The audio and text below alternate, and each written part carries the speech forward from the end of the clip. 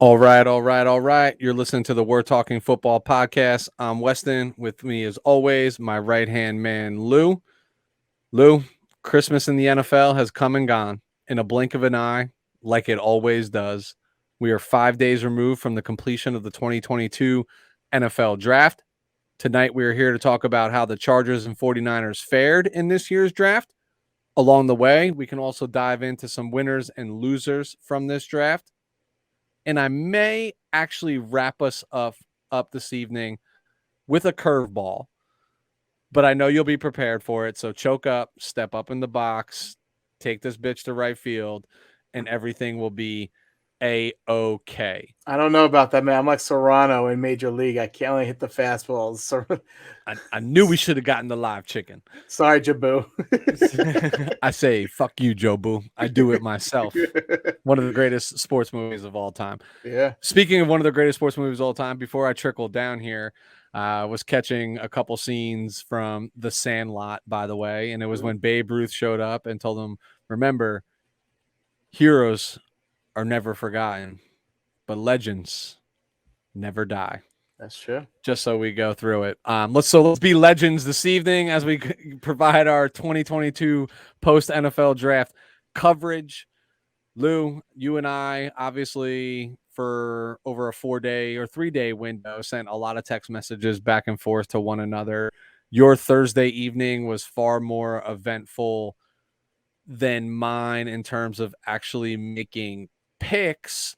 But I can tell you that mine was probably exponentially more stressful than yours as I sat there waiting, holding my breath, probably through the first 20 picks or so, to see if Deebo Samuel was actually getting moved or not.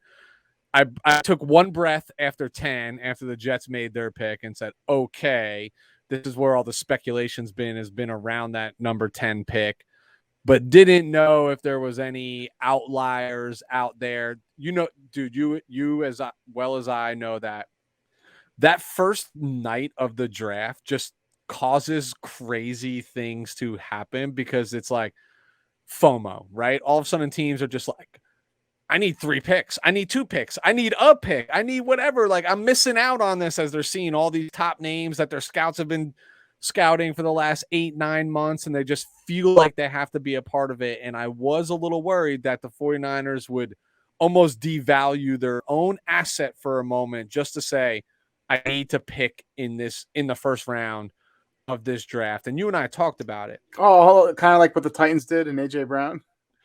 Exactly what the Titans did in AJ Brown.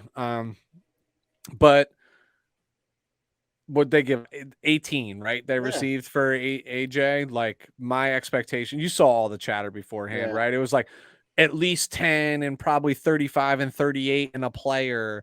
And then it turns out that the offer was actually for 10 for Deebo, our second round pick, and they were giving us like a 5th round in return, which, again, crazier things have happened during the draft, but I am very proud of my team by not taking that, because that's a low ball offer, but I think that benefits us because it's like, hey, Deebo, you said you wanted to trade. Hey, Deebo, we entertain trades. Hey, Deebo, we value you way more than these other teams have valued you. I've eventually said that they valued you at, is what it comes down to. Don't forget, also the Lions did make an offer too. I forget what that was. Maybe it was at the 32nd and something else pick for Deebo Samuel. So winners, Niners in that regard. That hey, you kept Deebo, but that's the good news. The bad news is AJ Brown signed a big deal. So that initial offer that they gave Deebo Samuel, you probably can throw it out the window because that ain't gonna be that's not gonna hold water anymore after AJ Brown just got his bag. 100%. Same agent. I don't think that first, I know there's so much speculation out there. I don't even think that first offer was actually even made, to be honest with you. But you heard AJ Brown, right? So like 49er fans are beating up the 49ers that, oh, you offered this guy 16 million or whatever it was per 17 million per year, blah, blah, blah, blah, blah. You heard AJ Brown say that, like, hey, the Titans came at him with 16 million. So they're not the only team. I don't want to say lowballing, but this is a negotiation. Like, they set the floor, right? Like, hey, player, it's your job to set the ceiling. and then we go somewhere in between. And obviously things happened, and AJ Brown is now a Philadelphia Eagle. But what I think is beneficial about that contract is the guaranteed portion of it, right?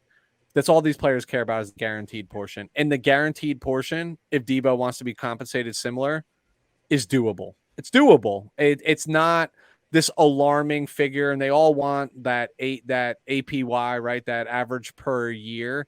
And that's a fake number anyway. You know what I mean? Like that's not even like a real thing. It's just like it's all about the guaranteed is what it really like boils down to. And 55 over what 4 years? That's I'd swallow that right now for Debo Samuel. I would. I honestly would. So getting back to the draft, it was funny. Like you Yeah. were talking about, like waiting for the Jets on the clock at 10 because there was so much chatter. When I saw the pick was in, I was utterly happy for you, utterly happy more for me, knowing that Debo was not coming to the AFC because we've, talked about this ad nauseum. The fact that AFC there has been an exodus of talent just heading towards the AFC, and I just wanted a break for one goddamn night. So the draft was weird. I thought the first 10 draft picks, there was so much anticipation, trade backs, nothing.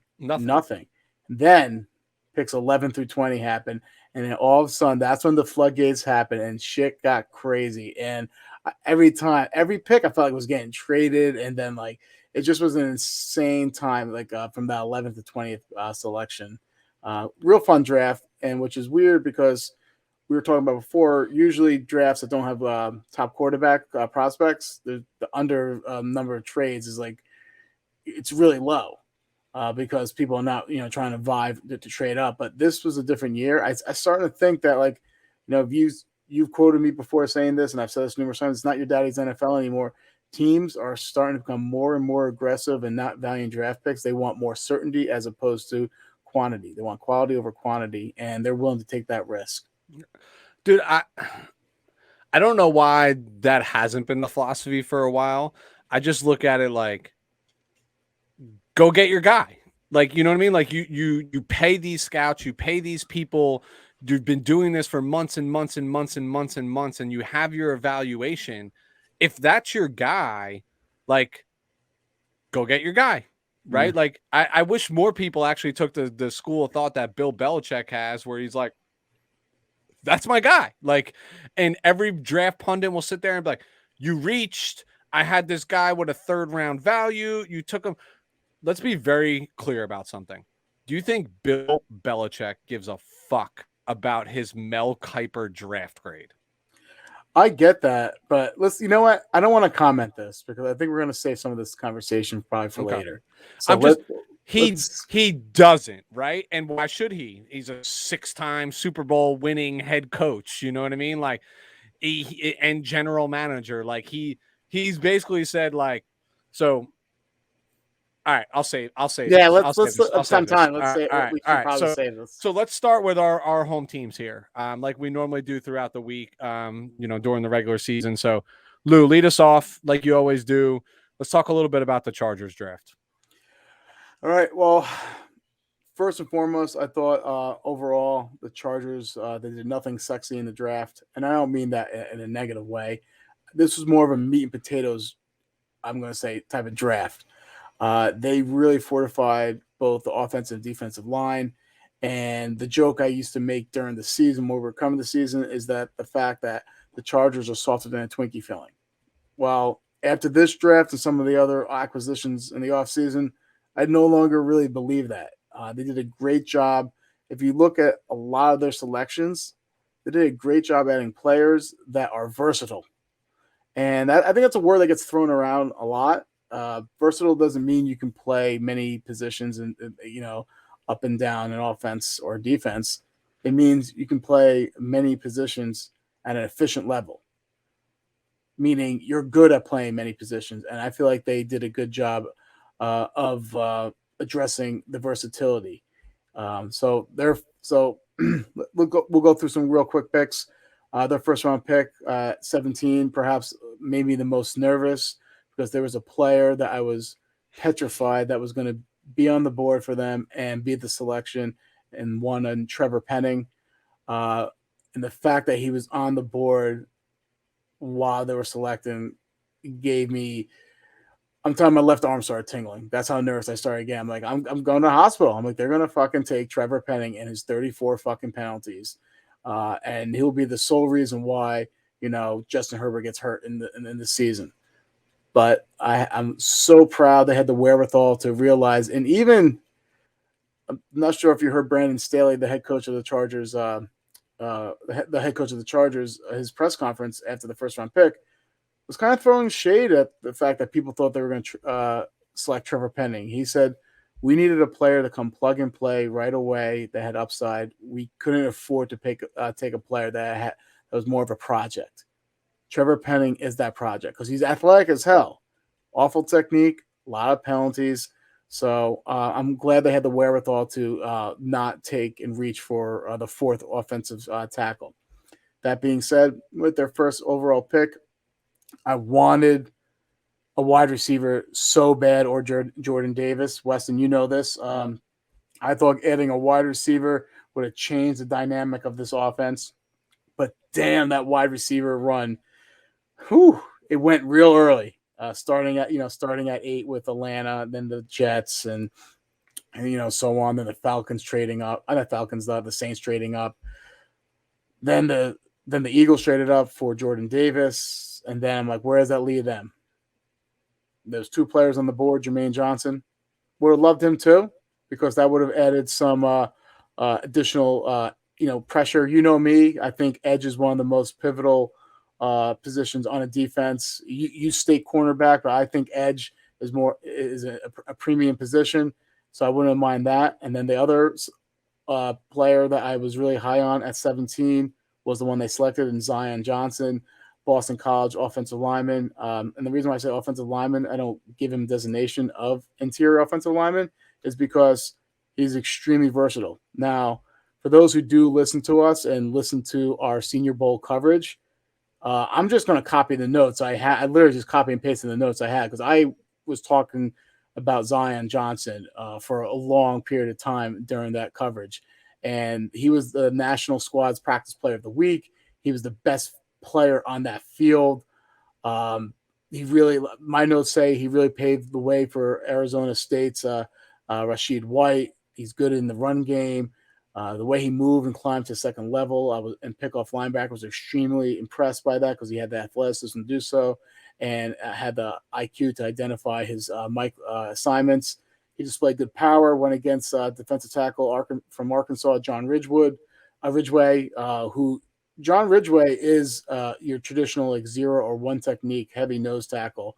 So that was and he really outclassed him. He played center, but he also has played guard.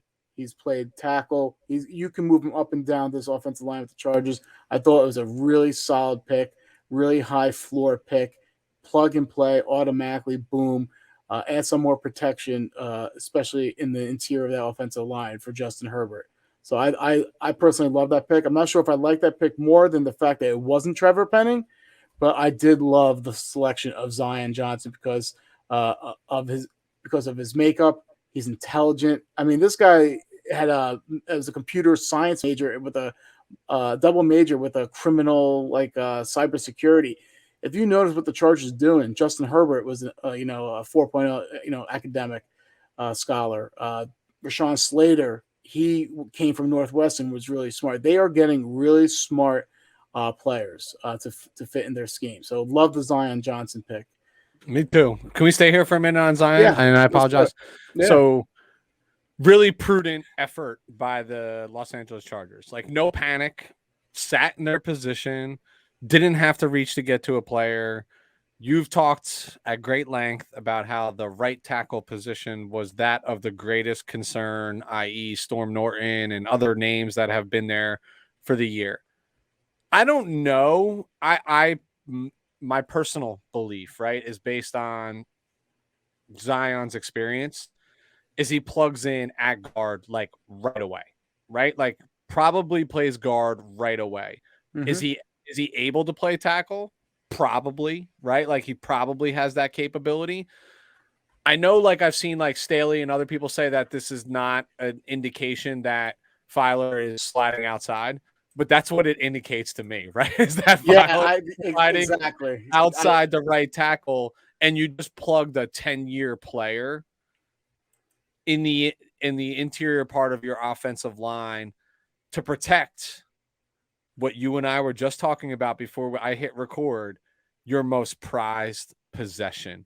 Mm-hmm. And the key to a playoff and deep playoff and maybe even Super Bowl appearance over the next 2 years is protecting number 7, Rashaan Slater. You take Filer, who is very capable, and you slide him outside. That's an up. So not only did you just upgrade at guard, you also upgraded at right tackle, while you upgraded at left tackle last year. And in a pinch, you mentioned that word. They all can play all versatile. over. You can move them all over the place. You can Yeah, move all over the because place. the injury bug is out there. So like, let's not like. I'm a big fan of the Zion Johnson pick. And I'm going to give credit where credit is due, because you've been on the Zion Johnson bandwagon for a while, not even necessarily to your own team, right? I Just saying think it was this guy is a good football player. And the Chargers did the prudent thing while people were jumping and leapfrogging and doing everything from 11 to 20, just like you mentioned.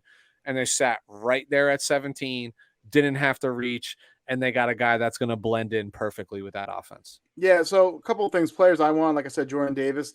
Chargers never thought Jordan Davis was actually going to make it to him. They thought he was going to go in the top 15. They knew they had competition from both the Ravens and Eagles. And like I said, I wanted the offense to transcend into something different this year. They would have selected any of those top 4 wide receivers. That's a fact. But they were not going to. They didn't have the resources and assets to trade up for it, and they were just going to hope that maybe Olave falls to them. Unfortunately, it didn't happen. But like I said, this was a safe, really good pick. You can never build too much with offense and defensive line. This pick, I know everybody is enamored with the wide receivers this year. I'm not.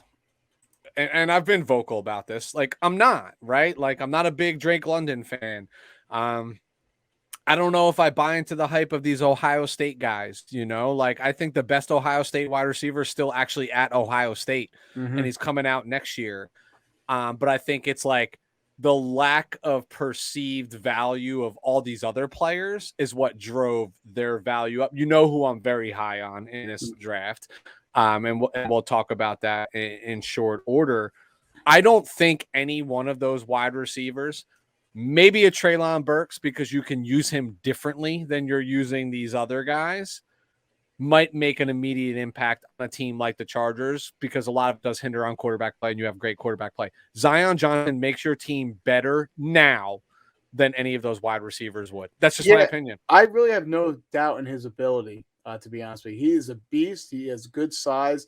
He had 32 reps at the combine. I have no doubt that he's going to be a solid interior offensive line. He starts day one. He starts, and he's smart. And he's really smart, man. Yeah. He's really smart. You got to hear playbook is not going to be a problem. It's not going to be an issue whatsoever. You got to hear him on his interview with like Brandon Thorne, who's like an offensive line guru, scout that he's known for his work, and the way he just explains the importance of playing both tackle and guard, why it's so important to understand what your tackle's doing, and the only way you really can understand what your tackle's doing is when you play tackle yourself. So just like he really gets it, he's really smart. So we're lauding the Chargers for their first round pick. It follows up to they didn't have a second round. Let's get to this one because I know you're not. I think we're gonna have a debate about this. Yes, we will. I'm not the type of guy, first of all, that's going to say, "Oh, the second round pick was Khalil Mack." Chargers social media did that. Thought it was kind of funny, but I'm not that. They didn't have a second round pick. They traded away to the Bears for Khalil Mack. So let's go to my least favorite pick, which was the third round, in JT Woods. Now, JT Woods is a safety. They also have visions of him possibly bumping out the cornerback from Baylor. And I get it. You would think, Weston, I would love this pick because JT Woods literally tested out of the gym at the combine. He has good size. I think he's like 6'1". I know. Combine guys. I get it. So he has good size. He's like 6'1", ran a 4.36 40, 39.5 vert, 128 broad jump. His relative athletic score was 9.43. All things that normally get me all like, will turn me on. All right. And I get it also that Staley wants to make his secondary positionless, meaning everyone on the back end can play multiple roles and be hard to identify who is what, and frees up other people. He's going to free up Derwin James. All right. And once again, I also get it. He had 8 interceptions in the last 2 years, but at college. But this is Baylor, man. Right. What was the last good defensive player that came out of Baylor? I bet you don't even know, because Mike Singletary. All right. Baylor does not produce better player than head coach. I Yeah. speak from experience. I know.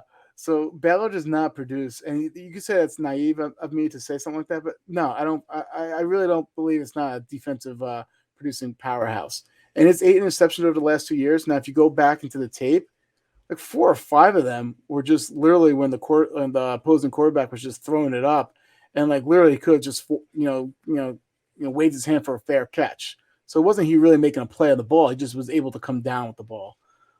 So I just felt like there was 2 things. This is what the third round like really set me off. I thought, if I'm going to get heated down a little rant, I thought it was irresponsible of the Chargers for not trying to trade up ahead of the Ravens to get Travis Jones, the defensive tackle from UConn. Everyone and their mother knew that the Ravens were going to take Travis Jones because they missed out on Jordan Davis. This would have been a huge way to really fortify the interior of that defensive line and that interior of that defense. So I was really pissed the fact that, they had plenty of picks to do so from that standpoint, not moving up in the first round, but you can move up in the third round, not give as much capital. So the fact that they didn't leapfrog the Ravens, I thought was irresponsible and very complacent. All right, so let's say they didn't want to do that because they did want to, keep some of their picks. There's other players I felt would have been a better fit. Marcus Jones, cornerback out of Houston. He's a good cornerback. He's really fast. And guess what? He provides special team value as a returner. They're trying to preach they want to improve their special teams. Why not kick the tires on Marcus Jones? I know this is a guy that, Nick Cross, safety in Maryland, because I know 49 Twitters were really Twitter people were really high on him. He's really athletic. I think he's more instinctual than Woods, to be honest with you. But he doesn't give you that position flexibility. He's just a strictly safety. So did not like this pick with JT Woods. I felt like it was a reach. I felt like he was a late fourth type round type of guy there. All right. So I disagree, obviously. It's not that I'm such a huge fan of JT Woods, the player. I think he has certain skill sets. You mentioned the 4.36, whatever, 40. I mean, this dude has Olympic track speed. He's a 110 meter hurdle at the collegiate level, like national champion. Like, his speed is different. Why I love it is you had mentioned the Chargers mentality and philosophy going into it. You said versatility. Actually, for 4 of their first 5 picks, my first note next to all of them is versatility. And this guy is no different.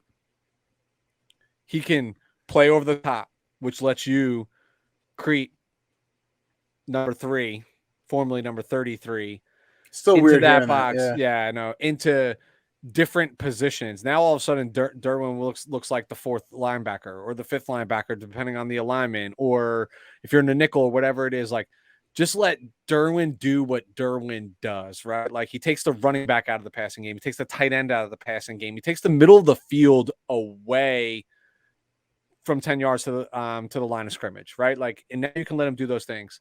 And the most important thing that I think you're forgetting here, and I'm not saying you're forgetting it, but let me remind you of this, is what did Brandon Staley make his bones with in the NFL?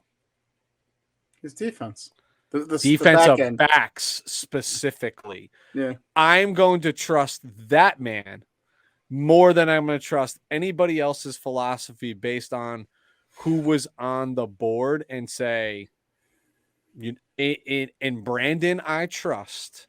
He knows what he's looking for to schematically fit his defense because it is his defense, right? We're very clear on this. He's one of the few coaches out there now that like is not an offensive play caller as well, right? Like the defense is still his bread and butter. I just think this guy gives him the flexibility not to move. This guy can play slot. He played slot, right? So he could slide into slot just as easily.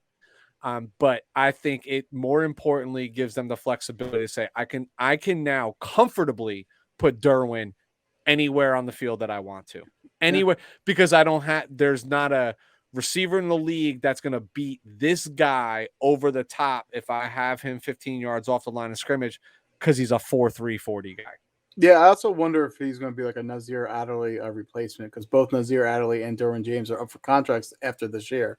Could be. So you can't pay both. Gotta get younger and cheaper, and you gotta you gotta pick your poison, right? Like, hey, deciding which player to pay is a good problem to have because that means they're playing, right? Like versus like the lesser of two evils. All right, so let's jump into that. What I'm going to tell you is my favorite pick they made, but I'll let you talk about your 4th round pick. This is actually the most controversial from a Charger fan standpoint. Pick, I'm going to say the draft. The Chargers in the 4th round selected Isaiah Spiller, running back at Texas A&M. Me, I was fine with it. It's a 4th round running back. They needed someone behind to take the pressure off Austin Eckler. People were freaking out. They thought to waste a pick in the 4th round on a running back where you could have gotten 1-2 rounds later.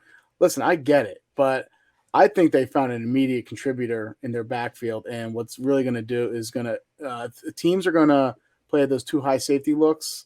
You throw Spiller in there and let them pay because Spiller, I think, is a really good runner. I understand why people are upset about Spiller because he didn't test well, and I know once again, I'm going against my laurels here. I get he's not fast and he's not overly athletic from a relative athletic score type standpoint, but the fact is this: he has good vision, he's powerful, he's only 20 years young, he has some wiggle to him, he's patient. Like I say, he has good vision and he has good hands. He caught 7-8 balls in college, and he did so in a pro-style offense against a deteriorating offensive line in college. If you look at other running backs, you can be successful and not test well in the combine. And I made a point on my Twitter to bring this out. Look at Dalvin Cook's combine performance, Kareem Hunt, Arian Foster, Damian Harris. These are all solid running backs, if not better than solid, that will dispel those relative athletic score truthers out there, such as myself though. So what I'm hoping this does is this. Couple of things. First, it takes Joshua Kelly and Larry Roundtree off the field. They're just simply not good running backs. Secondly, it gives Austin Eckler, it takes away that wear and tear. But here's another thing: the Chargers didn't draft a wide receiver, right? In the draft. I hope they get creative and have more of a two running back set where they can maybe use Austin Eckler, flex him out to the slot, and he'll be that yards after catch type of guy. I'm hoping to get creative. Don't forget, this is a New Orleans style offense, right? They had Latavius Murray and Alvin Kamara. So I'm hoping that they get a little more creative with their running schemes and their offense by doing something like that. I personally liked it, and now Isaiah Spiller, getting him, if you got him in the 2nd round, I would have been pissed. Got him in the 4th round, great value. And I just feel like an SEC guy coming in, he looked pissed that it was that long. I want an SEC guy with a chip on his shoulder. So I like the pick personally. This is arguably my favorite pick. We'll have that conversation again in a minute here. But arguably my favorite pick that this team made. You, Lou, specifically have talked ad nauseum throughout the entire regular season that the Chargers needed a true number 2 back. Listen, Austin Eckler is a really good football player, right? But he's not an every down 300 plus carry running back. Like he's just not. He is. He can't do it for years consecutively. If you want, I don't think he is, right? I know he's built by a little bowling ball, but like he's so like you just mentioned the 2 back set, right? I see. Do you remember Dave Meggett for the New York Giants? Of course I do. Like he invented this, right? Where like all of a sudden this running back, like he was like your traditional like third down running back, passing situations, blah, blah, blah. But the Giants once upon a time had a relatively creative offense and they'd line him up in the slot and they'd send him in motion and they'd do these things. And he's a mismatched nightmare against linebackers, even safeties. Austin Eckler is that same thing. He's got wiggle. You know what I mean? Like he's just got that wiggle. So you mentioned SEC player, a two-time first team all SEC running back, by the way. So let's not forget that. I won't get into the stats. So not only did they find that number 2 back, they found a really good one. And Lou, let me be the first one to tell you this. And you know how I like making bold statements. So be ready to copy, paste, screenshot, do whatever it is that you said. By the time this season's over, there will be a 60-40 split in work in the backfield in favor of Spiller over Eckler. That's how much I believe in this guy and what he's going to do for you. He is a third down back. You mentioned 78 catches in a pro-style offense. In college, you don't throw to your running back a lot, right? You don't see like Alvin Kamara-esque years where you catch 90 balls in the season and, you know, get the ball handed off to you 130, 140 times like that rookie year that he had, which was like unprecedented, and years that he's had since. I'm telling you, Charger fans, if you hate this pick now, all you're thinking about is like, why do we need a running back in the 4th? And you're just being a fanboy and loving like Joshua Kelly and Larry Roundtree. This guy will make you change your mind. You got a really, really good football player who's going to take a lot of pressure off the offense. And again, let me repeat myself. 60-40 split by the end of the season as you're going into the playoffs, because I will predict you to be a playoff-bound team this year in favor of Isaiah Spiller over Austin Eckler. So 2 things. First of all, I just was happy that it's a 4th round pick, right? Usually in the 4th round, Chargers trying to draft a special teams contributor as opposed to a immediate full-time contributor. So I just happy it wasn't I'm happy I didn't go who in the 4th round. So I was happy with that. I guess I should always hedge my bet and say barring injury, right? Like I should always say that, like barring injury. So secondly, I think he'll be successful behind this revamped offensive line of the Chargers too, which leads me to my best value pick in this draft. Coming, I think it was like the 6th round, the pick 195. The Los Angeles Chargers took guard from Georgia, Jamari Salyer. This was a 3rd round prospect. He was a top, according to Brandon Thorne, who I mentioned and alluded to before. He was a top 5 interior offensive lineman. When you're a top 5 interior offensive lineman in the draft, that usually means you're getting drafted in round 3. So the fact that they got him in, round 6 was highway robbery. This guy is big. He's nasty. 6'3", 321 pounds, long arms. He's physical. He's played 4 positions up and down the offensive line of Georgia in the SEC. All right. So he's had success. He's a champion, with Georgia. This guy, once again, we talked about with Isaiah Spiller, another SEC player that had no business being there with a chip on his shoulder. Now, he provides him great depth along the offensive line. I love this pick.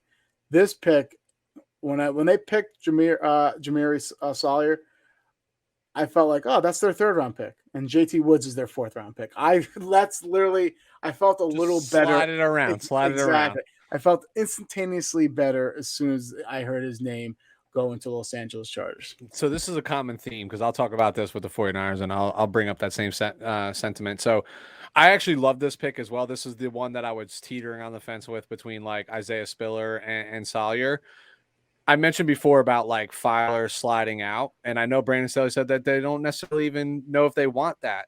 Like Salyer played left tackle at Georgia, did he not? Did. Right? Like, yeah. So don't tell me this guy's not capable of going. I know he's played the guard position. I know everything else, but like, can he go compete for right tackle? You know what I mean? Like, why not? Played left tackle. He can do it in a pinch, I think. I just think his athleticism is to be desired against the pass rushers in the AFC West. Now, he could play in a game. Yeah, he could be adequate in a game, but I don't think he'd be your long-term right tackle answer right there. I'm just okay. So let's play devil's advocate here. You're starting week 1. It's against the Kansas City Chiefs in Kansas City, right? Mm-hmm. Are you starting this guy or Storm Norton? Well, yeah. Well, I mean, that's a no-brainer. But that being said, it's all relative. It's all relative. How I envision it in the offensive line would be left tackle. Why am I drawing a blank? What's his name? Slater. Yeah, I don't know why I'm drawing. It's late, so that's why. Left tackle Slater, left guard Bow between him and there's another gentleman on the squad, Brandon Hymas.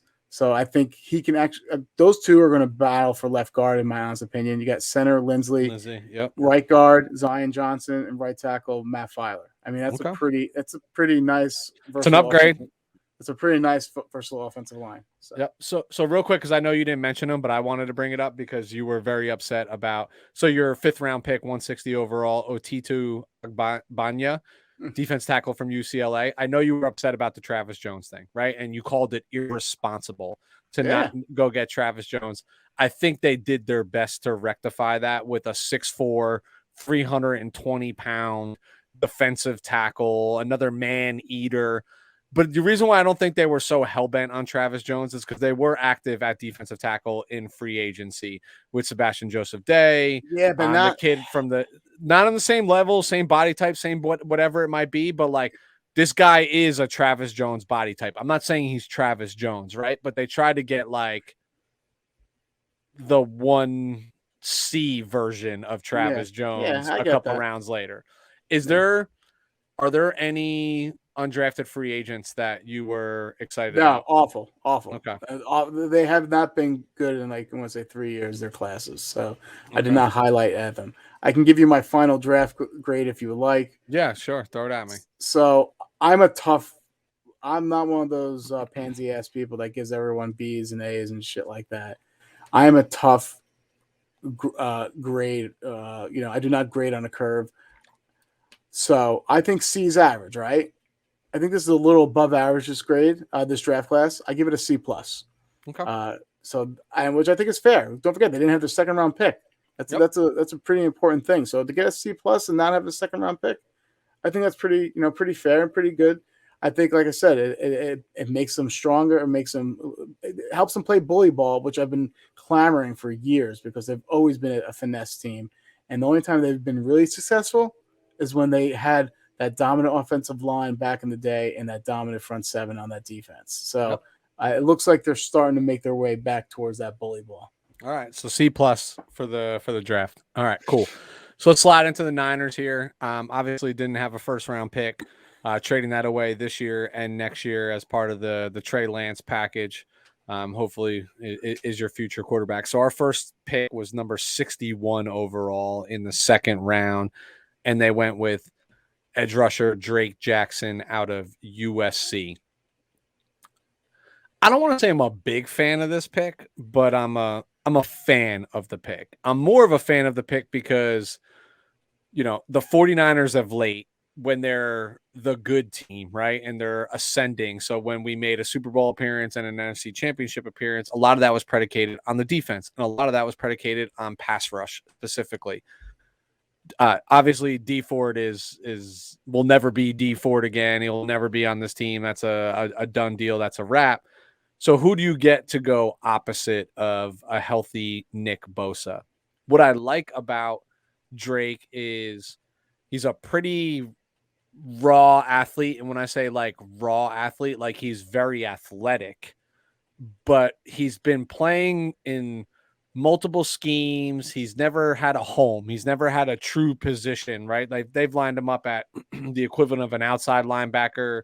One year he was heavier, played with his hand in the dirt. So this last year he was playing around like 240, 250 when he's probably should be like a 270, 280 pound guy and just put his hand in the dirt, which is what he will do in San Francisco. There will be no illusions. There will be no dropping back and covering tight ends and running backs out of the flat. His job will be you will be single teamed because we have 97 on the opposite side. Go after the quarterback, and early in the year it'll be specifically on third down, right? So he will be like a pass rush specialist. He's got really good bend. Like there's just a lot to like about his athleticism. And when I think about just kind of pairing this guy with Chris Kasurek, who we all know is like a legend in terms of coaching these defensive coaches, and what he turned Kerry Hyder into and Arden Key into, and what he's done with so many of these guys along the way, I think this is a perfect landing spot for someone like Drake Jackson, because it's going to be like, we get it. We hold nothing that has happened to you in the past against you. This is literally what we are going to ask you to do. And we have one of the best teachers in the NFL to teach you how to do it effectively. So to me, a win in the sense of like, maybe on paper, not this like glaring position of need, but while I still always tell you that my logic is pass coverage is better than pass rush, we're still in a league where you can never have enough pass rush. So right pick, right? Just right pick is the way that I look at it. All right. First of all, I see what you did there, because we do have budding opinions when it comes to defense. But all right, so I love this pick. All right, so I was a big fan of them spending their first round pick on a premium position like an edge rusher. I thought it was really smart, intelligent of them to add to their strength as opposed to reach for a weakness. So I know, like we alluded to before, Nick Cross was a player that a lot of people projected to the 49ers, but I would have Drake Jackson, obviously, from a player talent standpoint, ahead of Nick Cross. And yeah, you hit a lot of things. He's quick, he's athletic, he has some bend, he has long arms, 34-inch arms, which is really important, especially from an edge rusher. He played better. He tried to become a speed rusher last year. I think that's what you were alluding to before, and that's not his game. Obviously, I think he wanted to play speed rush, play as a speed rusher at 246. And the reason being is because he wanted to get drafted earlier. It's speed rushers always looked more favorable than your power rushers, but when he's heavier, he's always played better. And you kind of stole my thunder here. He is another toy for that San Francisco defensive line coach, Chris Kasurek. I made a note to put that in there because I wanted to impress you. The fact that I'm like, all you guys do is just cultivate defensive line talent. Even people that have been like castaways from other teams, you guys do a good job of with that defensive line talent and just really creating more talent with them. Yeah, I'm not going to be a dead horse. Like the pick, I honestly don't believe the 49ers ever once as an organization felt pressure to go find a safety. And Jaquaski Tartt's gone, right? And I do think the NFL is sleeping on the value of Jaquaski Tartt. I was always a big fan of him. I think he's a great player. I would love to see him back here. But I don't think the 49ers felt pressured. They brought in Odom from Indy, I believe, right? Like, so somebody that they think could slide in. People quickly forget that Tarvarius Moore, who tore his Achilles really, or like at the start, like in camp last year, was close to maybe even starting over Tartt the way that he was coming on to play that position, and you get him back for another year. So I think they were a little like, hey, let's see. Like, I don't think they felt pressure to get across or trade up to get like a Jalen Petrie or someone like somebody that the fan base was enamored with that we see as a position of need. I think the 49ers were more like, again, you can never have enough pass rush. Let's make sure Chris Kasurek and let's make sure D'Amico Ryans have all the toys that they need to get after the quarterback, etc. So then things get interesting for the 49ers. So their next pick, so they had 2 third-round picks. Their first was at 93 overall. And for the second consecutive year, they decided to burn a third round. At least they didn't trade up for this one like they did last year when they took Trey Sermon, but we took another running back in Tyron Davis-Price from LSU. So this was knee-jerk reaction. Yeah, a head-scratcher for me for sure. I just mentioned consecutive years of drafting a running back in the third round from a coach who typically gets the world out of 6th, 7th, and 6th and 7th round running backs and undrafted free agent running backs and makes a killing with these guys, right? And moves them for like assets when he's done and over with it and they're burned out. But it also is telling me like, okay, because I liked Trey Sermon. In fact, in the limited time that Trey Sermon saw on the field, he was actually pretty productive. And so what happened here? Is this like Joe Williams all over again when Kyle Shanahan pounded the table for the dude from Utah who like quit on his team and then came back in his senior year and Kyle had to have him? Like, is that what happened with Sermon?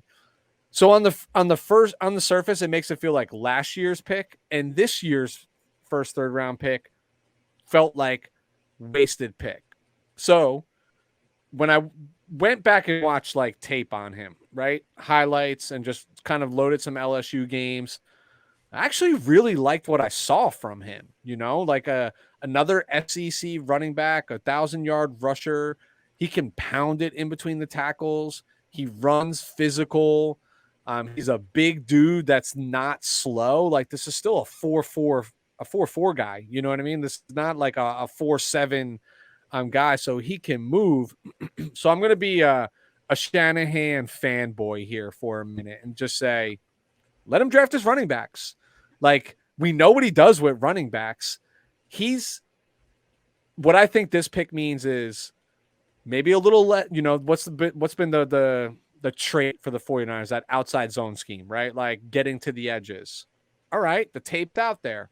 Maybe this guy lets you go in between the tackles a little bit. A nice compliment to Elijah Mitchell, who maybe, we saw him wear down at the end of last year. We saw no Raheem Mostert to make it through the year. JaMychal Hasty banged up throughout the year. Like you just saw, like, I think people quickly forget that, like, Debo in the role that he was in that wide back looked really good. Like it looked genius, right? But it also was out of necessity. Like they were literally paper thin at running back out of the gate. The goal was never to have Elijah Mitchell like number one, right? Like he was a 6th round draft pick. Like he was going to come in time, and then it just ended up that way. So you're putting depth there, you're putting quality there. And what I love about Kyle Shanahan is he doesn't give a shit where he drafted you, where he found you, whatever. He's going to ride the hot hand. He's going to ride the hot hand. So the more people that you put there that allow him to ride the hot hand and maybe just take a little bit off, what is Debo saying? I don't want to be in that wide back position. I want to be a wide receiver, right? So you go find a little bit more depth. That's all that is. Do I love that it was a 3rd round pick? Absolutely not. Would he have this exact individual been there in the 4th round or in the 5th round? Probably, but I'm never going to back off my statement. And my statement is always go get your guy. I don't care who it is, when it is, what it is. Like it's your job on the line. Go get your guy. Play your card. Play your hand. Like do what it, like I'll make a poker analogy, right? Like everybody gets mad when somebody stays in there with a 2-7, right? And then they end up winning that game on the river, that hand on the river or whatever it is. You know what? It's their money. It's their cards. They played their hand. Like go play your hand. I'm not going to try. I'm not right. Ready? You're right. You're right. No matter what you're going to say, you're right. I'm going to preface this. I'm not trying to be a dick. No, you're right. I'm not saying you're wrong. Why? Why is it? Why was this the pick? Like you stated before, you have Elijah Mitchell, Jeff Wilson, Trey Sermon. Are you really giving up Trey Sermon over 1 year? Don't like the pick whatsoever. Actually hated the pick. And then you have to look at who else was on the board. All right, Nick Cross to replace Tart. Okay, that would have been, I think, a better use of capital right there. How about Zach Tom out of Wake Forest to provide some depth and stability amongst the interior offensive line, especially where Zach Tom from Wake Forest will really provide value as a center. Guess what? You guys have issues right now. Correct me if I'm wrong, at the center position. You don't know what's going to happen with Alex Mack. You're not wrong. All right. I said no matter what you were going to say about this pick, you are right. What about I'm Darian? Just trying to put a positive spin on it. I get it. You're being like, I'm not like that. If it's a bad pick with my team, it's a bad pick. I will not talk myself into it, a la JT Woods. All right. How about Darian Kennard to provide some insurance plan for Mike McGlinchey? All right. Mike McGlinchey is coming up on a contract, possible 5th-year option, stuff like that. I don't think did they pick that up on him? Well, regardless, I think they did pick up their 5th year on okay, but like yeah. he's Yes, been they did. banged up the last 18 months or so, and it's been more serious than I feel like you Niner fans have realized until like Lynch stated. But how about Kennard to be a nice swing tackle, or you can move him to guard too, probably where he's more suitable. I just thought, and I'm not trying to sound like a hypocrite because it's two different situations, that you wasted a pick on a non-premium position. Now you say, oh, the Chargers did the same thing. Chargers needed. They had Austin Eckler and no one. You guys, had 3 running backs and all fairly young. I just don't understand the pick. Don't like the pick. And outside of last year, he really wasn't productive his first 2 years. But hey, you say Shanahan is the running back whisperer. He wasn't with Joe Williams, but we'll see what happens. Like, what do I know? Yeah, and that's the spin I'm putting on it. What do I know? You got to trust a guy that loves his running backs. It is what it is. I'll give my grade, and my grade is reflective of this because I don't love. While I am starting to like the player, I'd like the player a lot more if it was with pick like 172 in the 5th round, right? Versus 93. But I live and die by, if you have a guy, this is what you pay your people for. Just go get your guy. Just take your guy, right? And let us kick it around. Let Mel Kiper and Todd McShay give their draft grades, and you move on. And you're either laughing all the way to the bank or you're not. So a couple. I want to get through a couple more real quick. So we did have 2 third round picks, as I mentioned. So the last one was 105. It was actually the last pick of the second day of the NFL draft on Friday night, and it was used on wide receiver Danny Gray from SMU. I love the pick, actually. I love the pick for a couple reasons. First of all, we talked before about JT Woods and like track speed. Like, Danny Gray's got track speed, right? This is a low 4.3 guy. This is not a high 4.3 guy. This is a low 4.3 guy. But he's not just I'm not knocking this player because I actually love this man as a human being. Marquis Goodwin, right? Like an Olympian, like literally an Olympian track speed guy, high 4.2 guy, but not route runner, not a polished wide receiver. Like, that came with time. Like, Danny Gray is smooth. He's a fluid route runner. He's going to stretch defenses. But most importantly to me is this truly signifies the transition to Trey. If Jimmy is still your starting quarterback, this is a wasted pick and a player that's not going to acclimate well here. I think he's also somebody that, like, you can get the ball to in space, closer to the line of scrimmage, make a player miss, and if he makes one miss, like, it's house. Like, it's a house call all day long. But it's more importantly is it's a dual threat, right? Like a wide receiver who can take the top off of a defense, coupled with a quarterback that you actually have to consider can make the throw and reach him, right? Like, they all tout Trey Lance's arm strength, right? Like, it's got big arm strength. Like, even John Lynch coming out and saying Trey's going to have a really hard time overthrowing this guy, right? Like, but there's a purpose to that. Like, it's one thing to have a wide receiver who can stretch the defense, and then having a quarterback that there's no threat that actually matters, right? Like, let that guy run 50 yards downfield. I'll be 20 yards underneath him in coverage, and by the time the ball gets to him, I'll be sitting there waving for a fair catch and pick it off anyway, 10 yards short of the target. But I love the player. I love what it signifies. As disappointed as I initially was over the previous pick with Davis Price, walking out of night 2 of the NFL draft, I felt some sort of relief with the Danny Gray pick, especially with a lot of uncertainty still around Debo, right? Like, I do think Danny Gray is a wide receiver who can come in and, based on getting cute and creative with him, can make an impact out of the gate, like week one, like can make an impact just by lining him up outside and saying, I got to account for that guy because he can run by me. Yeah, and I also think what you're missing, correct me if I'm wrong, your special teams, the Niners special teams, were nothing special at all No. last year. Pun intended. Danny Gray can provide some juice in that kick and punt return too. I like Danny Gray, so that one I will give you that, the 2 thumbs up.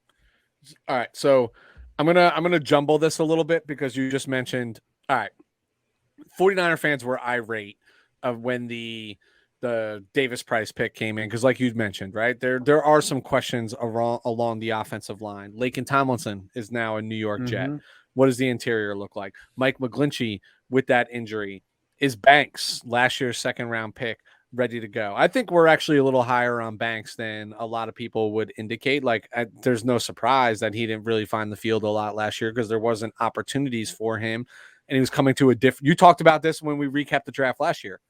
Didn't feel like he fit the scheme right out of the gate, right? So you gave him some time, learn the offense, get acclimated to the NFL, things of that nature. So I think Banks, good memory, Weston. Dude, I do remember.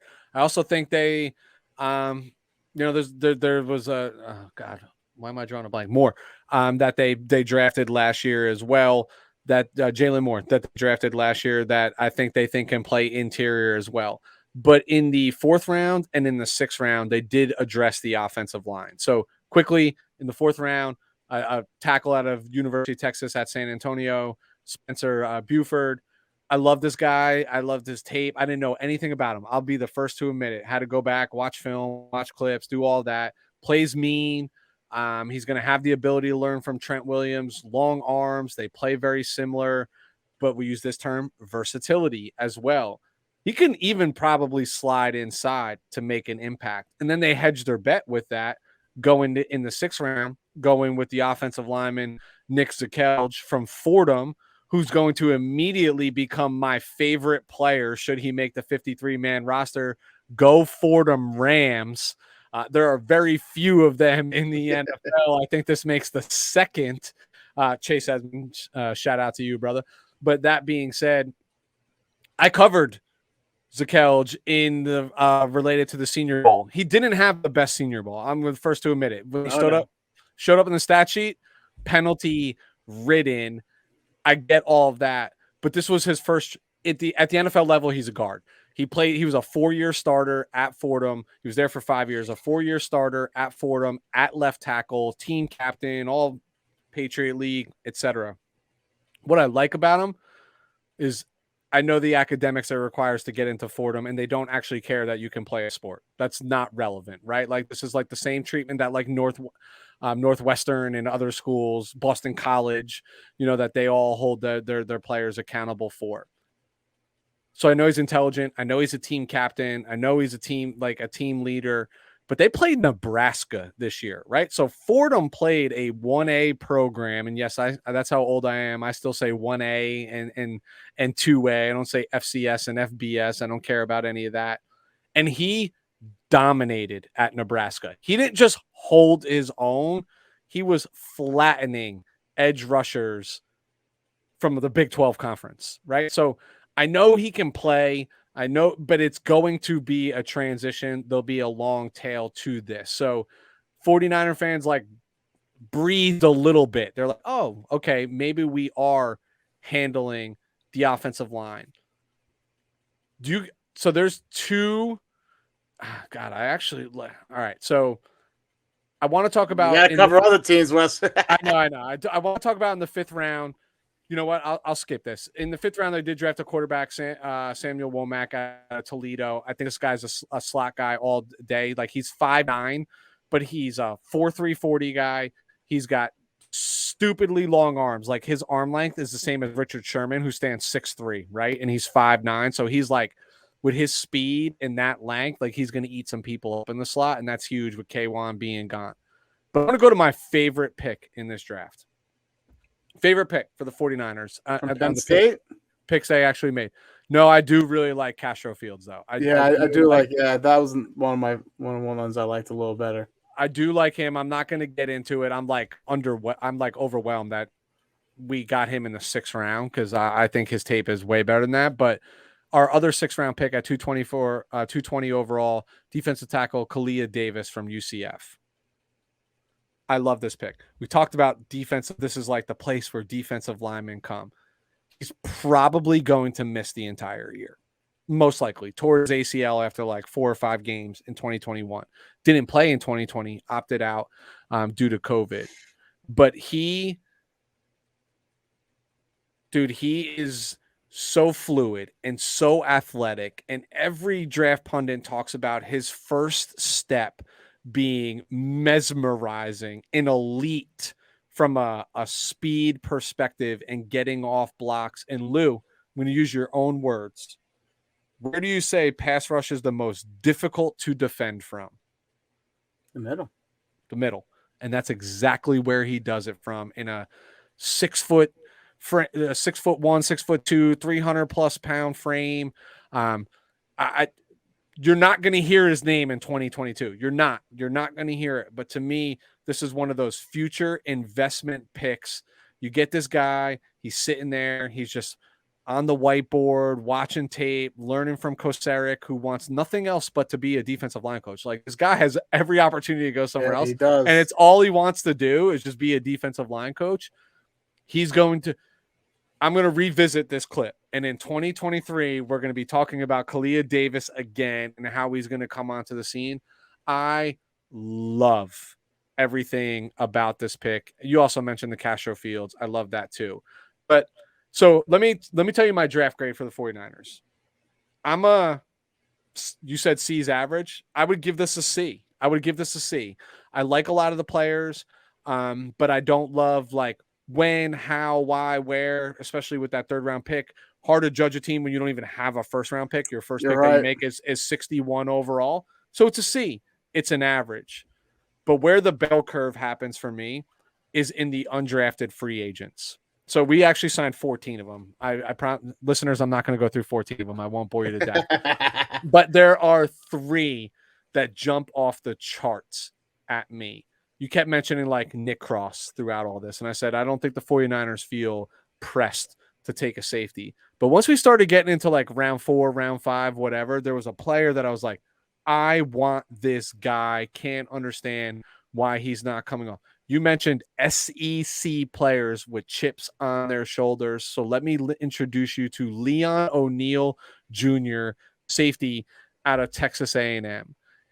Just go turn on his tape. It's solid. And with Tart gone, he's going to get – I know we brought in Odom in the offseason. Hufanga was a pick last year. Hufanga is not a starter in this league. I'm just sorry, 49er fans. He's not. You'll remember him because he returned a touchdown on a block punt against the Packers in Lambeau in a game we had no business winning, but we won it anyway, etc. And I know Tavares Moore potentially coming back, but I'm telling you, this undrafted free agent is going to have a chance to compete, and I think he will make a really strong, compelling case to be your starting. I'll call it. See, their safeties are interchangeable, so I'll just call him a strong safety in the NFL for the San Francisco 49ers. And 49er fans were, I'm no different than a lot of them. Like, where's the O'Neal pick? Like, cool. Okay, we took Zakelj. Oh, cool. We took, whomever we took. Even with the Mr. Irrelevant pick where we took QB Brock Purdy, I was like, this has got to be Leon O'Neal Jr., and it wasn't. And then lo and behold, he comes to the 49ers as an undrafted free agent. And then the other 2, you mentioned center, being skeptical about like what's Alex Mack's scenario, etc. So Donovan West from Arizona State, another guy who's played a lot of the positions on the offensive line, and we probably brought him in as a center, right? Like that's what our interest is. Another name that 49er fans from the 4th round on were like, take West here, take West here, take West here. And then lo and behold, he comes, as an undrafted free agent. But my favorite, well, I do really love the Leon O'Neal one, but offensive lineman Jason Poe from Mercer College. Did you see our boy Shrakes this morning with Tom Pelissero going through some of their favorite undrafted picks? So Shrakes put Poe up there. But this is a big man who can move. He put up 30. So he went to Georgia's pro day. Put up 34 reps on the bench at 225. You're talking about a man who's 290 pounds, maybe ish, 31.5-inch vertical. He's over 300. Ran a 4.8940. Yeah. And Mercer played Alabama this year, and he was blocking everybody, dude. Blocking everybody. He was not getting beat against your national championships at the collegiate level, the Alabama Crimson Tide. What I love even more about him is he put his own tape out there. And if you haven't seen this yet, I'll send it to you as a follow-up, where he's running routes, dude. Crisp routes, catching the ball on the move, looking like a tight end. There's your wide back right there, yeah. Bro. Listen, I have no illusions. Is Jason Poe going to be on the 53-man roster like week 1? No, he's not. Practice squad. But he will be a coveted, stashed practice spot. And Kyle Shanahan will find a way to get him onto the 46-man roster at some point in the season. And you don't know where this man, like, dude, in college, he did it all. Like, he literally played tight end. He literally lined up at fullback. He literally lined up at quarterback in a wildcat. Like, he does things that Kyle's going to be like, we talk about versatility all the time. Like, that man's on the field. What are you going to do about it? So those are my 3. My undrafted free agent grade for the 49ers, and I can go further than this, is actually an A. So my draft grade is a C. My undrafted free agent grade is an A, but because undrafted free agents don't count as much as your drafted rookies are, that would nudge me to a C+ overall. Okay, so you gave like 14 different grades. I think you gave half the letters in the alphabet. So stop. Yeah, I gave 2. What is the final grade? If I include both of those together, a C+. C+. Okay. What did you give the Chargers for a grade? I didn't give the Chargers a grade. I would have given them a B-. Okay. I think you're a little more generous than me. Looking at this draft class, and once again, I'm not trying to throw shade. Yeah, I always say C is average. I think it's, and the reason it's no fault to the Niners because they don't have that first round pick. Didn't like the third round pick.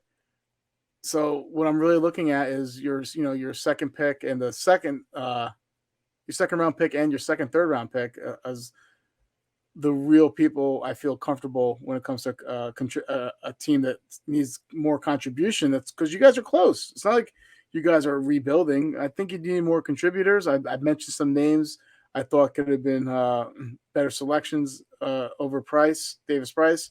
I give you guys, and I know I'm probably gonna get a lot of heat on this, but like I said, I'm a tough grader. C-, okay. A little below average. I'm not mad at you because I don't love the draft. I told you that I like Womack. I like Castro Fields. Khalia is not going to contribute right away, so like it's hard to factor into him. Like I literally would use him as my grading for like next year, depending upon who they pick.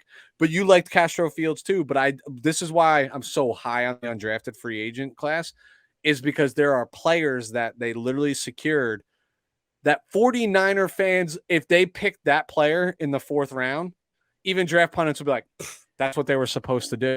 And they just got them undrafted. Yeah.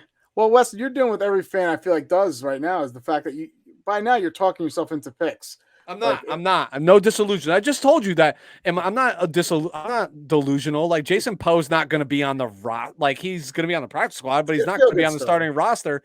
But if you surveyed other 49er fans, they're like, this guy's got to be on the 46, bro. You can line him up. Like, see you later, Debo. That's our wide back. You know what I mean? That's how crazy some of these people like literally are. I think I'm being fair saying that to me, their draft was a C. If I couple in the undrafted free agents that I'm giving literally an A to, I'm no disillusion. I round that up to a C+. I don't even put that in B territory. Okay. So I think let's pivot right and then to some of our favorite drafts and least favorite drafts. So we'll start with some of the favorite drafts from this past week. Now, for me, I think who won the draft, Lou? Who won the draft? All right. Honestly, who won the draft? I'm going to say the Eagles, and let me tell you why.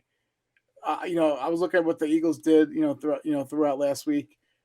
they had that forced trade feature on, and the fact that they got for AJ Brown for that selection, and then on draft night, I love the fact that they added Jordan Davis. With Fletcher Cox, in his last year of his deal. Love the Cam Jurgens because Kelsey is on his last year's deal. Love the Kobe Dean pick. Those are all really solid selections. And I think they have 2 first rounders next year. So I think they hit it, out of the park. But I think it's your usual suspects. I mean, by now everyone should know who won. Some of the winners of the draft.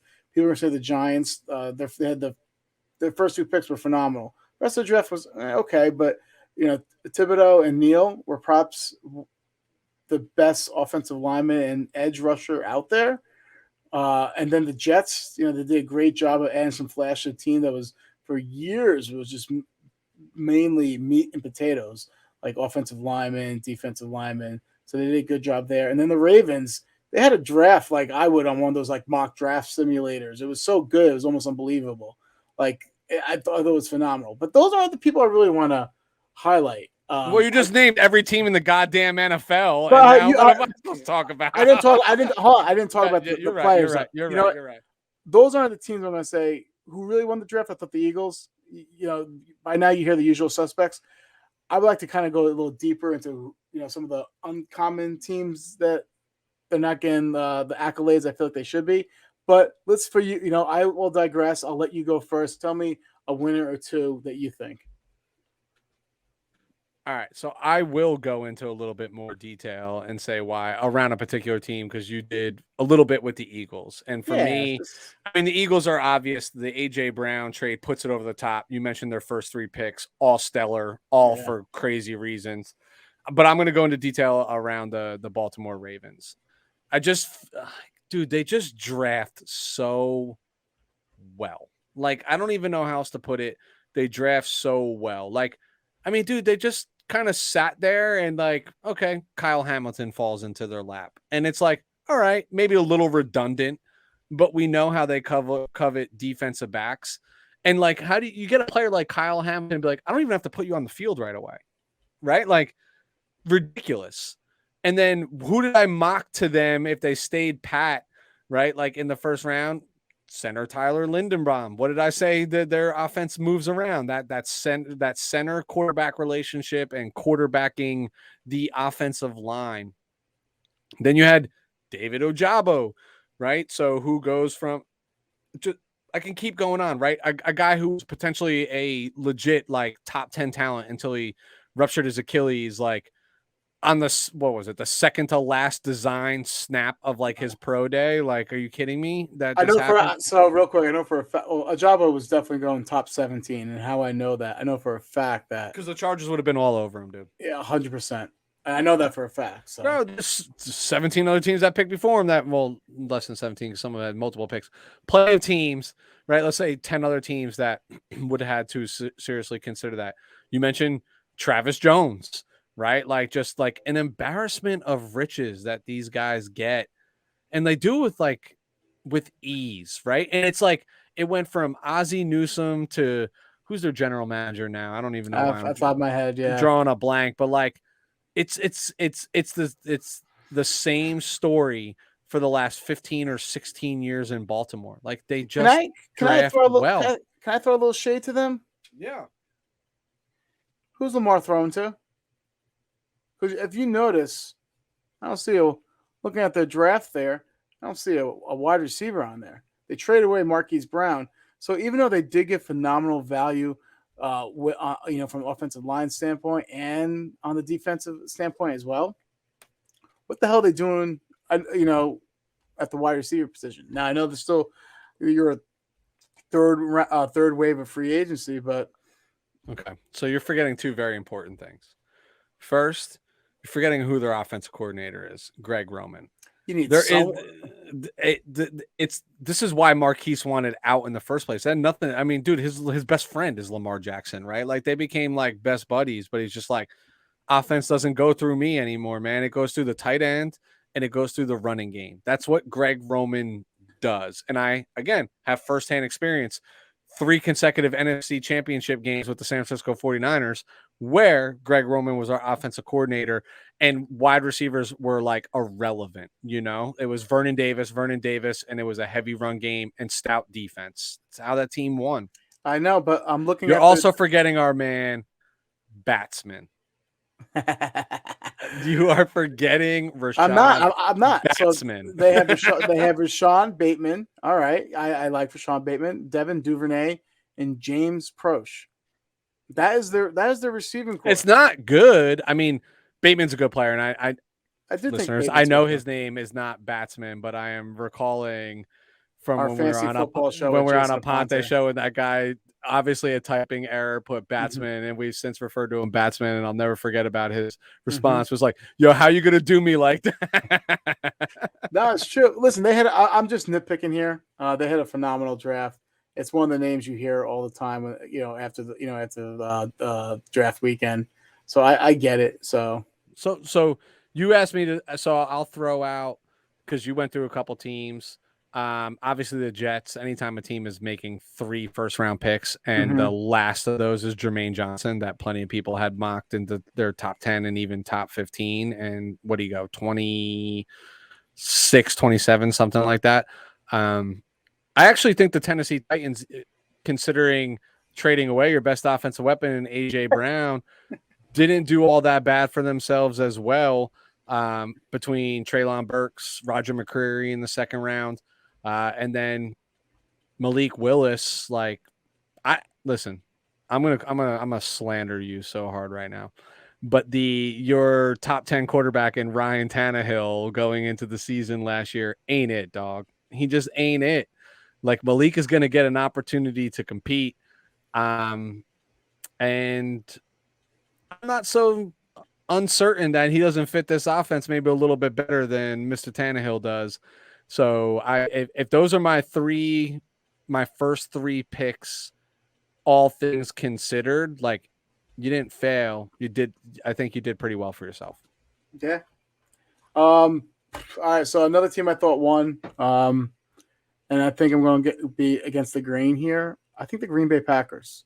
And I think if you really look at what they accomplished this past weekend, I feel like they're planning for the inevitable regression of Aaron Rodgers. And what I mean, Aaron Rodgers cannot single-handedly, or won't be able to single-handedly, carry a team. And now you can say, well, how can you say that? We didn't draft a first-round wide receiver. There was no – listen, I think personally when the Eagles traded for their pick for A.J. Brown, and then the Titans selected Treylon Burks, I think it was going to be Burks all day, but that trade kind of shook things up, and I think they pivoted there.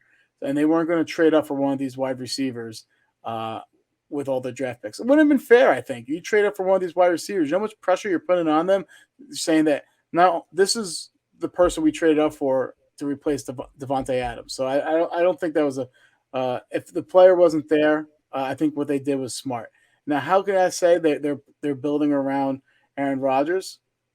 Because if you look at what they did, they fortified that defense.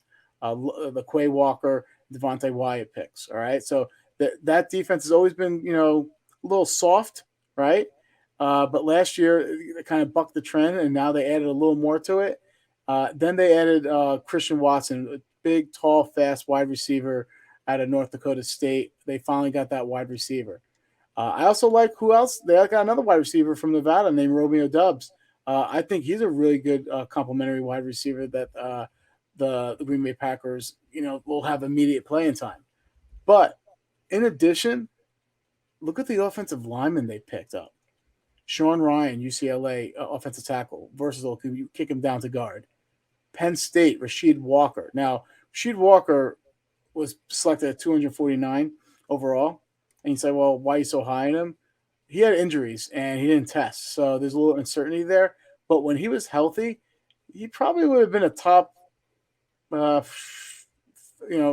probably would have been gone by round 3 in that regards. And then also my love affair with Zach Tom as well, interior offensive lineman from Wake Forest, who shut down Jermaine Johnson when they played Florida State. So they build up the offensive line, they build up the defense, and they added some wide receivers. And it's no longer on Aaron Rodgers' shoulder to make shit happen. I think this team became deeper. I think this became a more complete team. Exactly what the Kansas City Chiefs did. And I really think this was a good draft, a good overall haul. When you look at it from a 300-foot view there. Yeah, Now, I know it's a controversial take, but not so controversial because I think a lot of people. I think the controversy is like coming out of day one with 2 first-round picks, and then both again being on right. They were both defensive players, right? Yeah, Yep, and then why? Who I mocked to them, by the way, in our first round mock. But that being said, I think the consensus was again just defensive players. But what I thought was prudent and smart is the offensive players of value just weren't there, right? Like all the wide receivers were gone with first round talent, etc. So like pick good football players. You know what I mean? Like that's what it comes down to. And then the rest of the draft, again, starting day 2, trading up, Christian Watson, like moving, like, you know what I mean? Like they did prudent things. And I think they did well. I think the last team that I would throw into this conversation that I think did well for themselves, and it's not going to show up this year, is the Houston Texans. Yes, I was between I was between Green Bay, and I'm so happy because I can provide. Okay, go ahead. So a lot of people are going to be like Stingley at 3, like so. Nah, he was one of my top 5 players. I love. I know.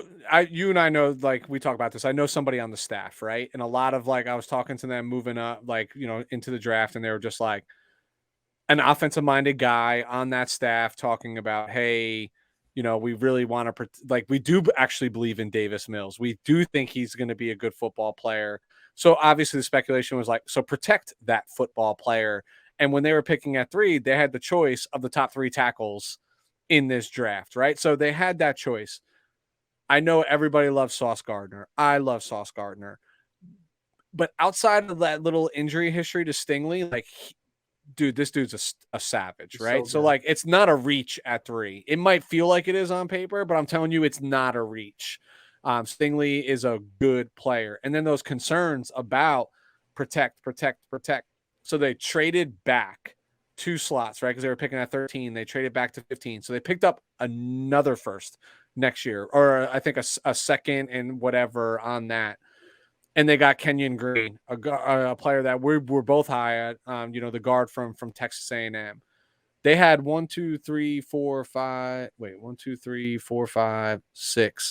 picks in the first 107 in this draft. Derek Stingley, Kenyon Green, Jalen Petrie at 37, John Mechie III, who had he not got injured in the championship game, is probably another wide receiver from Alabama that's being talked about in the first round. They got him at 44. At 75, they went ahead and get another Alabama player in linebacker Christian Harris, who has serious Reuben Foster vibes, the way that he played at Alabama. And then at 107, they went ahead and got Dameon Pierce, running back from Florida, who I thought only just played superbly well at the Senior Bowl and showed up, over the course of the year. Again, it's not going to show up in 2022. There's still more to do, but Texan fans still have 2 first-round picks next year.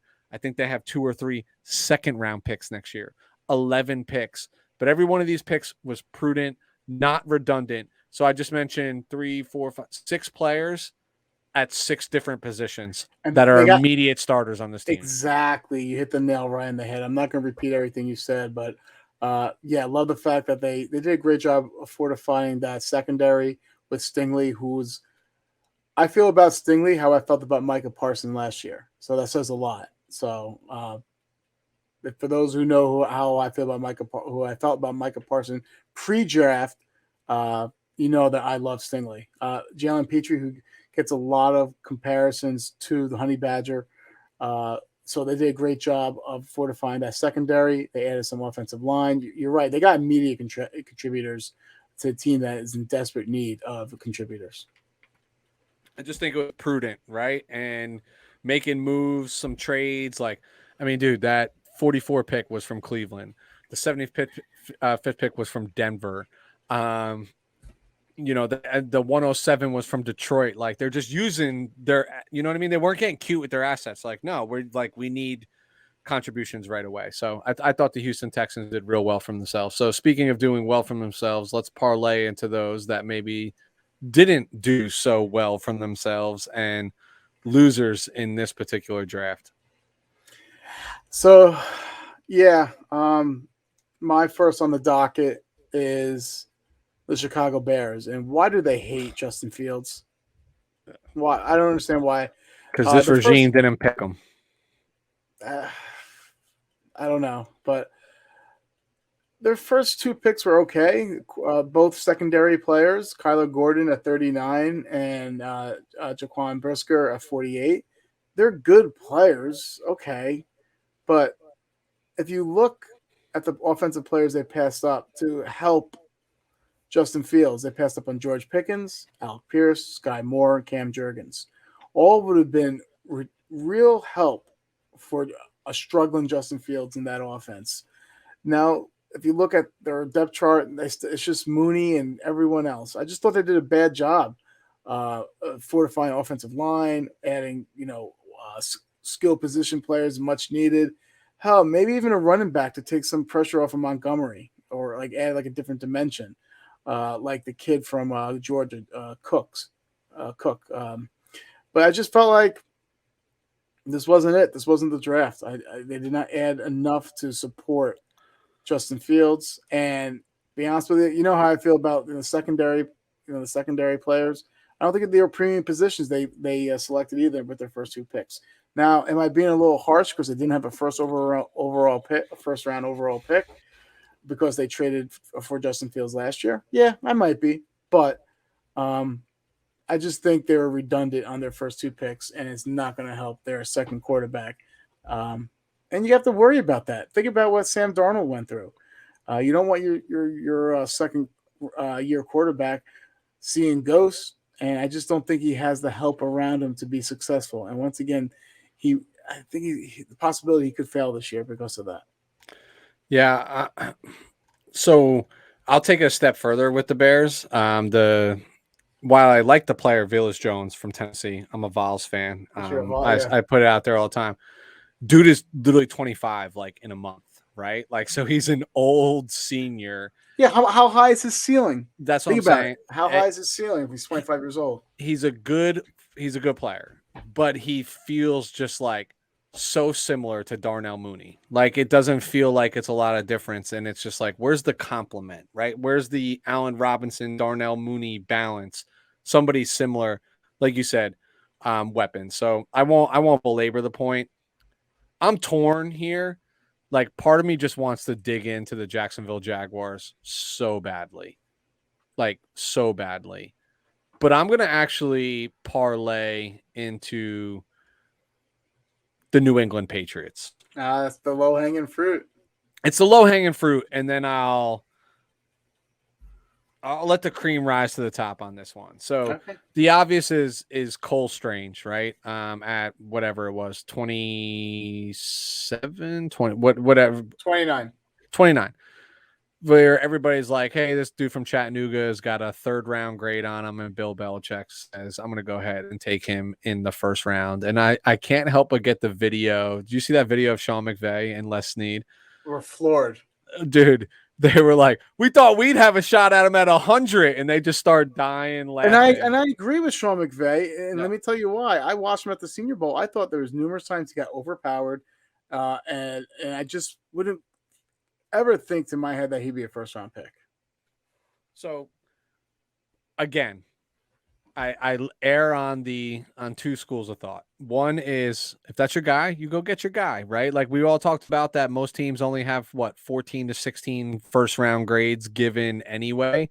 So if you're selecting there and nobody, I guarantee they were probably trying to shop that pick and nobody really bit for what they were looking for. So they went and got their guy. Apparently the rumor was, and I'm not trying to sound like a homer or whatever, but when the Chargers selected Zion Johnson, if you notice, the Patriots traded back within minutes of that. And that would have made a lot more sense. Yeah, I mean, Boston College, New England Patriots, versatile offensive lineman. I mean, can play center, or guard. So the reach is there. But I'll go back to what I said very early in this. Like, I promise you, Bill, like, we're sitting here critiquing it. Bill Belichick, and not that he would care about us anyway, but Bill Belichick does not give a fuck what anybody else thinks about who he picks, when he picks them. Like, he's done this with Logan Mankins. He's done this with other guys, right? Like, as long as they fit their scheme. Now, one thing I will say about Strange is that if you love Rass, dude, and his Rass was top notch in comparison, right? Correct me if I'm wrong, but it's in like the top like 7 out of like 1,400 people at that position over time. So just putting that out there. And Belichick, like I said, he doesn't care. Like, he doesn't care if this guy is smart, can digest the playbook, and I can plug him in day one. We'll all be probably laughing about this because they won't pick up his 5th-year option. They might even trade him away, get some assets for him, and then 2 years later, he'll be a New England Patriot again after he gets an all-pro grade. I got to say something. I think you're falling in love with the lore of Bill Belichick. He's a fantastic coach. He's the best coach in the NFL ever. Him being a GM, I don't know if he'd still be around if he strictly was a GM. If you look over the last couple of years, their draft picks have been god awful. Yep. And I think, he's there's arrogance to him that he knows more than everyone and what have you. But all that being said, did not like the Cole Strange pick, especially there. I thought I'll digress and let you continue. But I just think you're falling. What has Bill Belichick done the last couple of years after Tom Brady? I know he's gone to the playoffs, but he got ran out of town in the playoffs. I'm not falling for it because I'm not a Patriots fan, right? So I'm not trying to create this disillusion.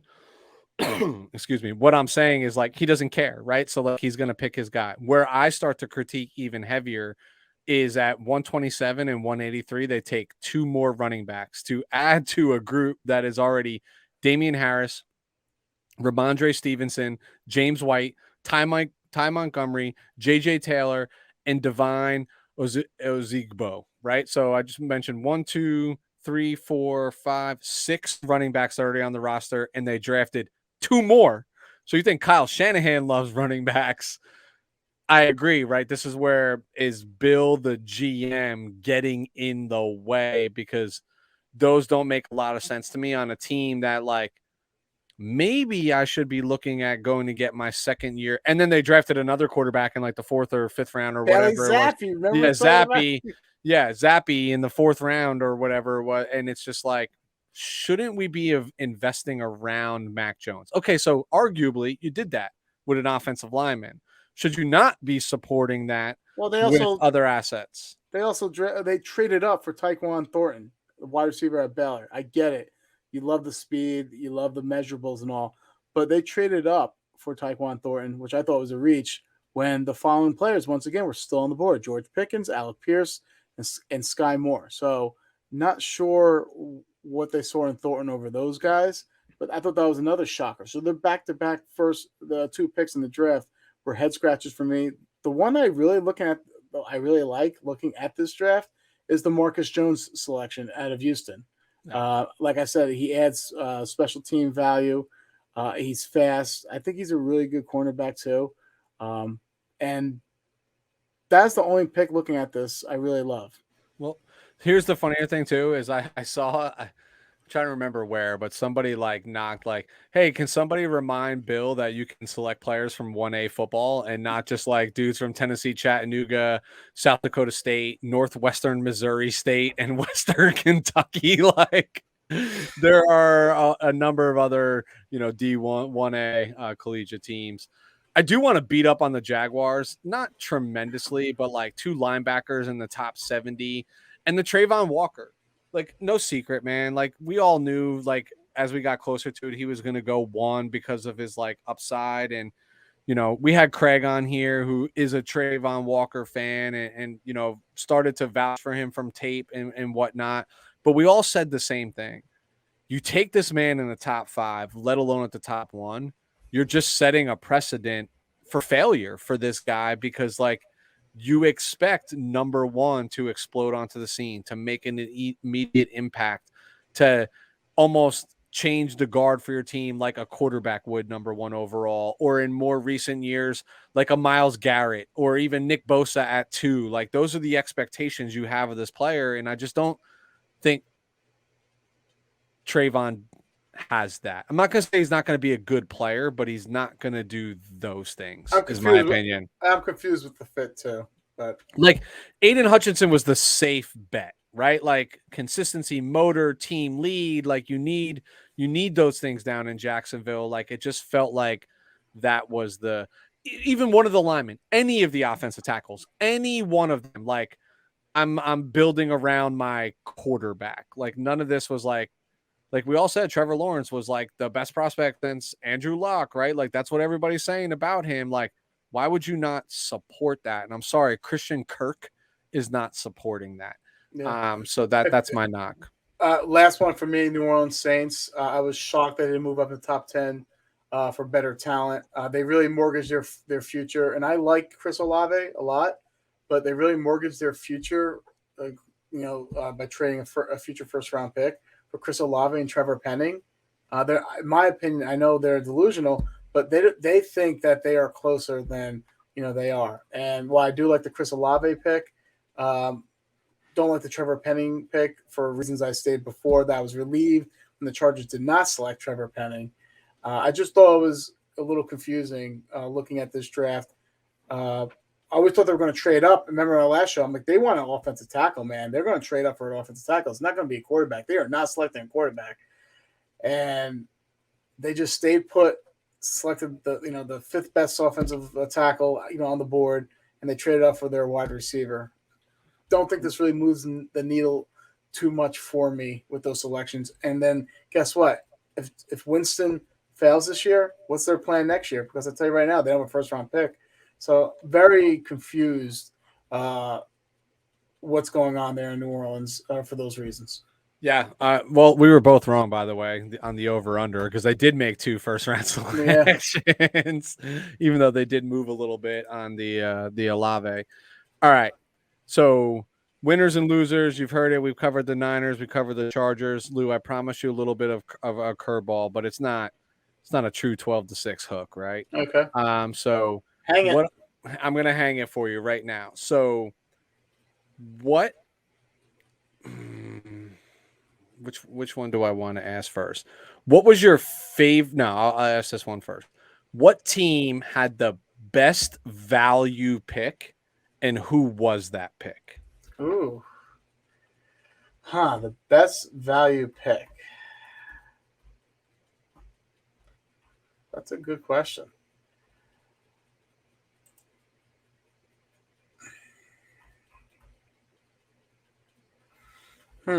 You did throw. You kind of was a 12-6 here. You put me on the spot. All right. So for the best value pick, it's going to sound corny and all, but Jamison Williams and the Detroit Lions. And let me tell you why. I'm as wide receiver 1, and the fact that 2 wide receivers went before him, I get the injury and what have you. But I thought that was a really good value for the Detroit Lions. I love what the Lions did in the draft. And the fact that they were able to get, the best wide receiver by far, in my opinion, and Jamison Williams, I did like that. And now if you want to talk about another value, they got Josh Pascal too from Kentucky too. So the Lions got some good value in those players. All right. I'm tempted to just take the low hanging fruit and just say Nakobe Dean for the Eagles at 83 overall. But what about the Chiefs? Sky Moore, maybe. Definitely. But if I went for the Ravens, I could name 4 players here, right? Like I could say Kyle Hamilton, Travis Jones, Daniel Falele, who's like the biggest man alive that they got in the 4th round. But I'll stay with the Ravens and I'll go with David Ojabo. So we talked about it before, right? You mentioned, I said top 10. You said for certain top 17 overall pick to get at 45. You're reuniting him with his former defensive coordinator that helped him blossom. He's going from one Harbaugh brother to another. Like you literally could not have scripted this any better for him, but the pure value is, again, barring that unfortunate injury in his pro day, likely a top let's split the difference and say a top 13, 14 pick in the draft to be able to essentially redshirt. So it feels like the Baltimore Ravens are making 2 first-round picks next year already for the team. So I'll go with David Ojabo. Can I play devil's advocate there? I'm not Yeah. sure if I talked to you about this. I love David Ojabo if he was a first-round pick. Don't love David Ojabo if he's past the first round. And let me tell you why. When you're a first-round pick, you get that exercise that fifth-year option. You have 5-year control.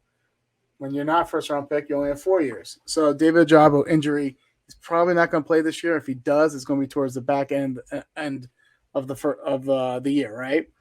He's extremely raw too, right?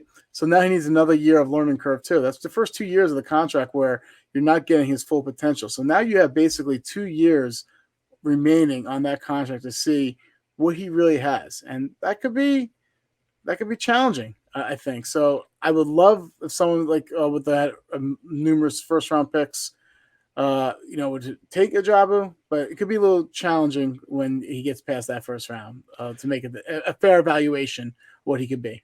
Sure.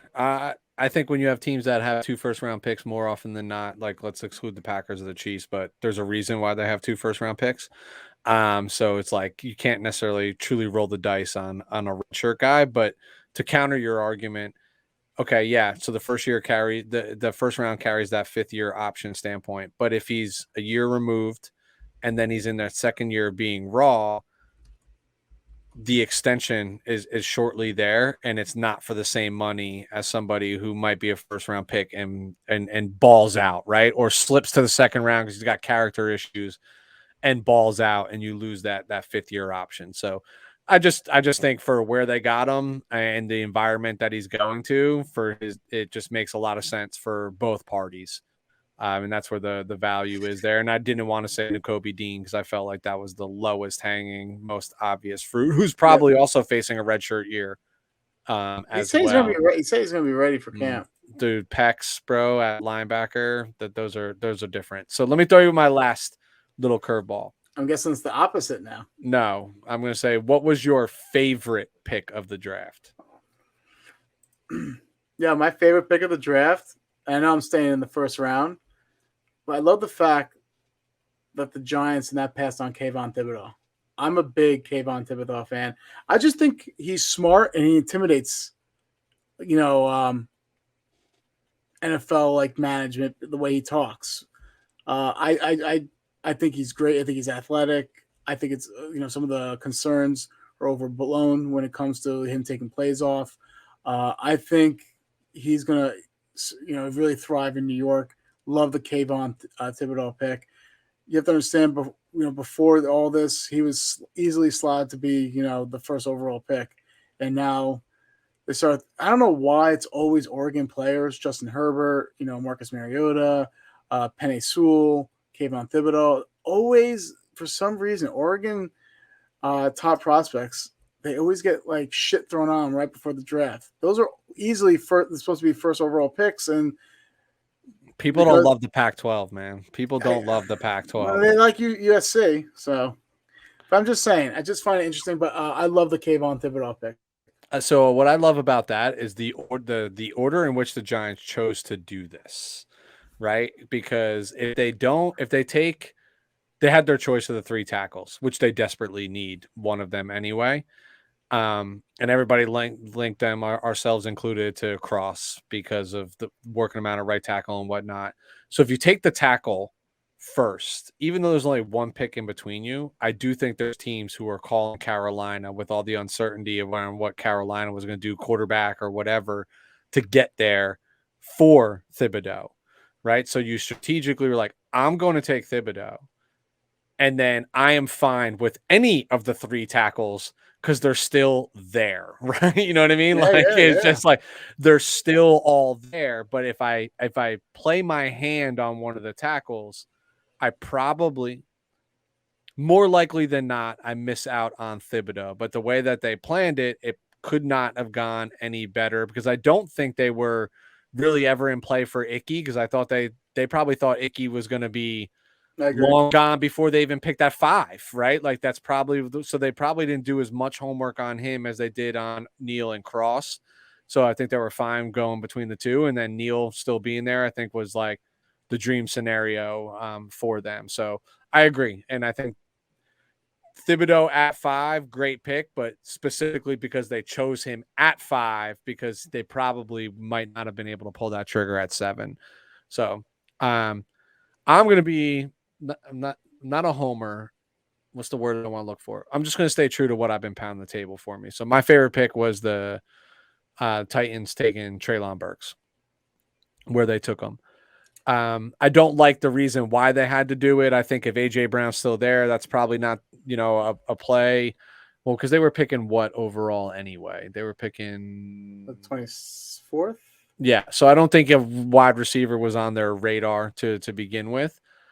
But obviously, once that trade happened and they got the 18th overall pick, like I just think I don't want to say Treylon's eerily similar to AJ, but like to me, AJ Brown is very special when the ball's in his hands, right? And when I think of quarterback limitations that I think clearly exist in Tennessee, it's not about pushing the ball down the field. It's about quick releasing 10, like your deep routes are no more than 15 yards down the field. And what can this guy do with the ball in his hands? And I think Treylon does special things. And I think, again, we made the comparison like Debo-esque, slightly different, but you can get creative with this guy. And I think he's going to be an immediate jolt into the offense for Malik Willis. I'm sorry. No, I meant Ryan Tannehill.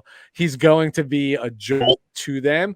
Again, I don't want to set unfair expectations and say this guy is AJ Brown, because AJ Brown, even though it was a second round pick, came onto the scene, right? Like had a stellar, super sexy rookie year. And obviously now 3 years later, warranted with a 4-year, $100 million extension. But I do think,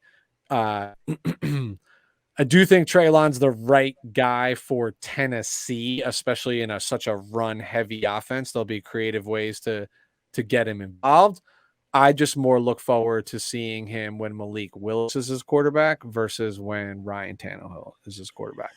So I said he's one of the biggest boom or bust prospects in the draft because people are saying he's AJ Brown. They're saying he's Deebo Samuel, or he could be like Laquan Treadwell or what have you. I just feel like don't love the situation he was in. Now, if he went to Green Bay, you best believe, that would have been my favorite pick. They could have been real creative with that offense. Don't love the situation he's going in Tennessee. For numerous reasons, from a schematic standpoint, I know he has similar skill sets to AJ Brown, but don't think he's going to be able to get to that level anytime soon. Because of the regression of Tannehill. I owned up to it. So, the regression of Tannehill. Is that foreshadowing that he won't be in your top 10 quarterbacks next year? So, and also I think that I just feel like he has a big shoes to fill, and it could be a little problematic always comparing him to AJ Brown too. So I don't like the situation. He's going to have to be the one. I don't know if I liked AJ Brown. I don't know if I liked Treylon Burks being the one for a team like the Tennessee Titans. It's a one, but it's like it's not your he's not your, and neither was AJ Brown, your traditional one, right? Like when you think of your one, you think of like D-Hop, you think of possession wide receivers, you know what I mean? Like I think he's the one because you're gonna have to force feed him the football and take advantage of it while he's 21, 22 years old, right? And he doesn't know any better, and he's not looking to conserve his body, and he's just trying to earn contract number 2, as quickly as he possibly can, or at least put the production out there to cement the argument. But I'm doubling down just because I'm a Treylon Burks guy. I know you are too, and with that boomer bust, and scenario based. I'll say this is not the most ideal scenario for the player, but I think the player is going to help the scenario is the way that I look at it. So, okay. All right. It's a shame those top wide receivers all went to like teams that I don't know how they're really going to that's not going to increase their value.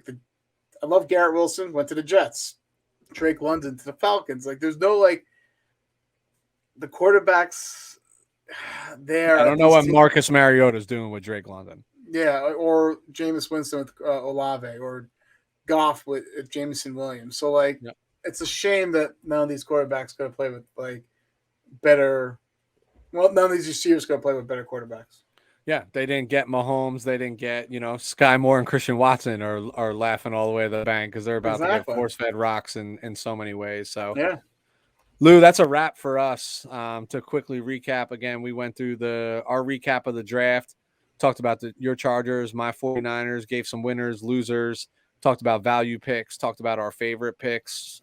So that covers our draft coverage. Now we get into a little bit of the low point in the season. We'll have some rookie mini camps coming up, some OTAs on the horizon. So, outside of injuries and, this is all T-shirts, shorts, and helmets right now. So not a lot of sexy, exciting stuff, but it's been a crazy off season nonetheless to cover.